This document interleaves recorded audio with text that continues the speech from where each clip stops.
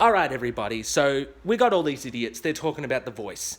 And am I calling that idiotic because I'm some sort of racist? No, it's because I'm a realist. You're out here talking about race relations. You're out here talking about transphobia. You're out here talking about issues that don't matter.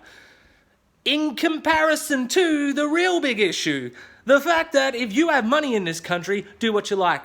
The law does not apply to you. And a lot of people are going to say, oh, you're just complaining because of your situation. Well, guess what? Other people are in my situation too. There's thousands of people out there who are in my situation. My situation isn't even unique.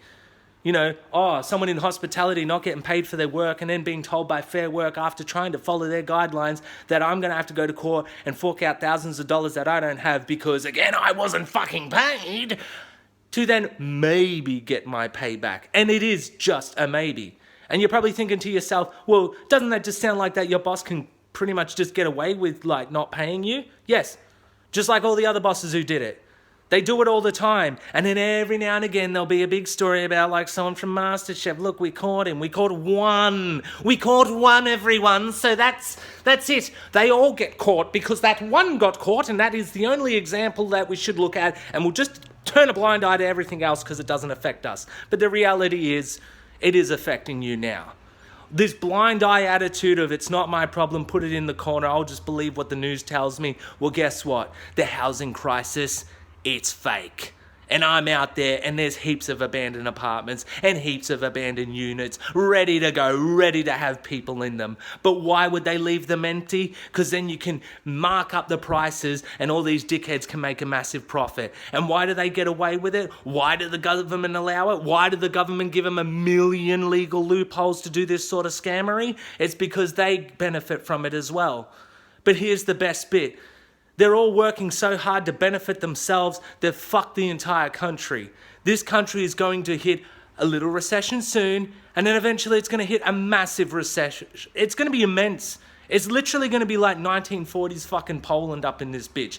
Get used to eating bread every day, everyone. Not just me, the poor guy at the bottom. You're going to be eating bread every day soon. You're going to be scraping for change. You're going to be struggling as well. And I don't care what tax bracket you're in, because you live in a country where we just accept that the rich do what they want. And when the rich do what they want, they take all the money, poor people don't spend. And guess what? And this is a basic thing about economics. When your poor people don't spend, your economy dies. So save up your money. Go enjoy your 60k a year and save all that money up. Because in a couple of years, it's going to be Barcelona up in this bitch. And those millions of dollars that you put in your bank are going to be worth about $4.80. So you're a fucking idiot. Keep talking about your voice. Keep talking about your transgender issues while the corporations laugh at you and go, those aren't really the thing that we're actually trying to do. They're not racist. They're not sexist. Hell, they're not even homophobic, guys. They just hate poor people. And that's the only issue we should be fighting the government on. Because at the end of the day, that's the only one that really matters. And if you don't agree, then you're just an asshole who only thinks about themselves.